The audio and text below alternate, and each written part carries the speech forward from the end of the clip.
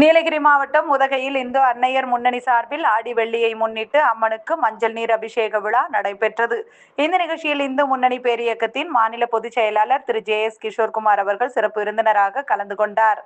சுவாமினி குஹப் பிரியானந்தா அவர்கள் ஆசியுரை வழங்கினார். மாவட்ட தலைவர் திரு வேலுசாமி, மாவட்ட பொருளாளர் திரு அம்பாள் கார்த்திக், மாவட்ட செயற்குழு உறுப்பினர் திரு கரண் பாலாஜி, இந்து வியாபாரிகள் நலசங்க மாவட்ட தலைவர் சுரேஷ்குமார், இந்து அன்னையர் முன்னணி பொறுப்பாளர் பானுப்பிரியா மற்றும் இந்து முன்னணி நகர தலைவர் சந்தோஷ், நகர செயலாளர் தாமோதரன், வினோத், ரமேஷ் உட்பட மாவட்ட நகர ஒன்றிய பொறுப்பாளர்கள் மற்றும் அன்னையர் முன்னணி பொறுப்பாளர்கள் கலந்து கொண்டனர்.